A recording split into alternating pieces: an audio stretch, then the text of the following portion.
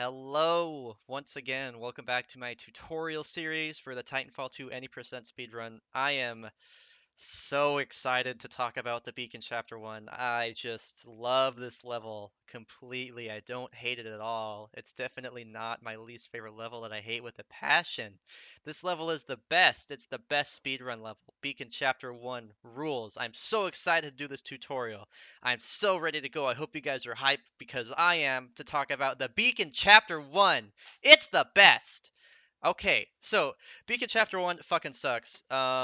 It's a pretty like straightforward level. There's a pretty annoying dialogue skip that you have to do. And there is an infamous trick on this level that only one person has ever managed to do, which you use to skip the level and nobody's been able to figure out. So let's get started here. So right off the bat, Beacon Chapter 1, you should have a Spitfire, Fire Stars, and an Eva shotgun that you would have collected at different parts of the level. So right off the bat here, the game really doesn't want you to get in front of BT, but getting in front of BT is really important to going fast. So right off the bat, as soon as the level starts, you double jump to the left and then wall run off this wall here. This is a pretty tight angle because you're going to be able to bonk and mantle on all sorts of shit here. And this is going to be a recurring theme through this first part, is you're going to be able to bonk and mantle on all sorts of shit that you shouldn't even be able to bonk and mantle on. But these rocks are so oddly designed that it's just going to happen. Can you, like, feel the hatred I have for this level coming out right now? Because I have rage building up in my chest over, like, all the errant mantles and bonks and... Okay, let me stay on topic here. So, you do an instant double jump. You're going to want to try and land about, like, right there. And you can do it. So you jump off, and you do a double jump and strafe left to get around the corner. So you have to get in front of BT here. So like right here, double jump. There you go. And then that'll get you in front of BT. And you can see how far ahead I was of BT just right there. So getting in front of BT, really, really important. When you do get around here, let me actually just try and show off like a proper way to do this, and I'll kind of explain the ins and outs of like how the route works, assuming I don't mess up, which I probably will, because it's Beacon 1. Now this is fine.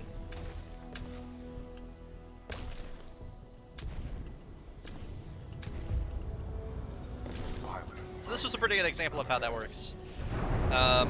So now I'll kind of break this down. So once you get around BT, there's a couple options you have here. You can wall run off of this rock here, or the bit of the safer option and the easier one is to come over to this rock here. You can wall run off either one of them. This is harder and faster. This is slightly slower, but easier. In any case, once you get here, like once you get to this rock here, you double jump, and then you usually like jump about 3 times, and you can land like pretty much on any of these rocks. And generally speaking, you won't like bonk them or mantle. This is like the one spot in the level that's like pretty generous about like bonking and everything like that. So once you jump off here, depending on your speed, you're gonna either want to land here, or you can even land right down here. And any place you land, you're normally gonna be able to get across this gap here and get over to the other side. You're gonna be okay. But the main thing is you want to get over to this wall over here. And believe it or not, you see how like there's like really just, I mean, there's trees growing down there, so like there should be like, you know, a floor, but you just die. Who knows why? I mean, I don't really understand, but you just die. Like, so don't fall down there. In any case, once you get here, you just want to get over to this across the gap to get over here. You can wall run right here. If you get a proper lineup, you can actually slide hop off of this.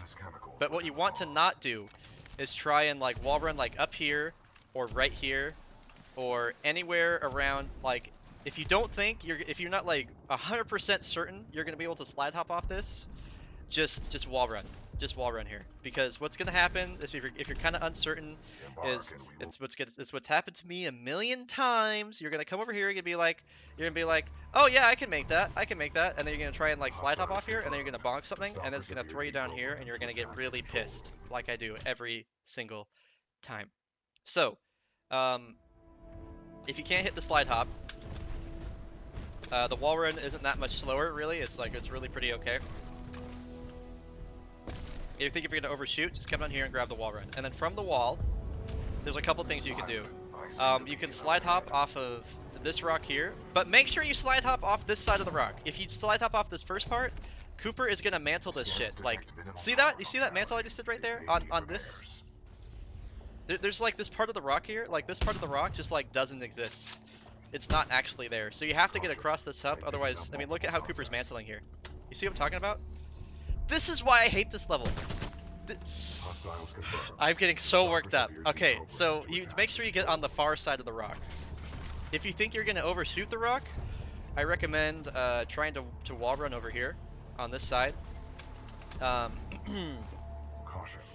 So if you wall run on this side here, make sure that if you're you're gonna want to wait to jump until after you get past this little like ledge that sticks out here.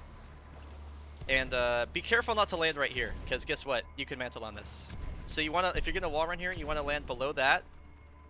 And when you do jump, you're gonna want to wait until about right there to jump. So, I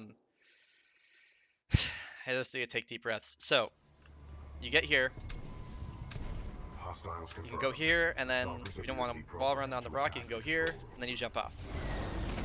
Now from there, once you get here, you can just like, you're just gonna be slide hopping the rest of the way. Double jump and then move left and right. That's gonna get you here. So let's say you make a mistake at some point. Let's say you make a mistake at some point, yeah. Like something happens and you're like, darn it, I missed something. So what you're gonna want to do is you're gonna want to come down here, wall run off this, jump over here, and then from here you can literally just continue on. You're not gonna lose too much time if you take this way. That's pretty okay. Alternatively, if you do end up mantling on something, which you will inevitably, like trust me, your best option here is just gonna be, I mean, just push through. Like if this happens, the probably best option is to slide off, maybe grab the wall here, and then continue on. You just have to keep going as fast as possible, just get a fast slide hop. That's what matters. So once you get over, so let's get over to the stalkers real quick. So once you get over here, I'm not sure why I'm cloaking here. You're gonna shoot. Make sure you're shooting the backs of the specters or the stalkers. So you shoot. You want to clear these guys out as fast as possible. So you shoot here. You shoot this guy. You shoot this guy. You don't have to shoot this guy a bunch. You can literally shoot him once, and then the explosion from these two will kill him.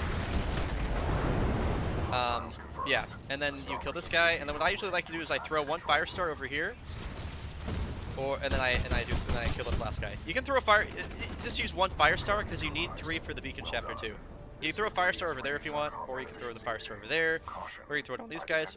All that matters is that you're killing these guys really, really fast. You have to kill these guys quickly. That is the important part. So as soon as you kill the guys, you're gonna run back to BT.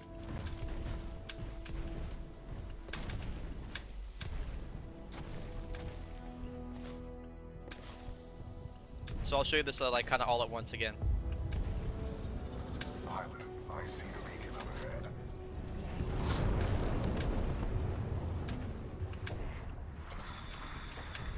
Scans detect minimal power functionality. It may need repairs.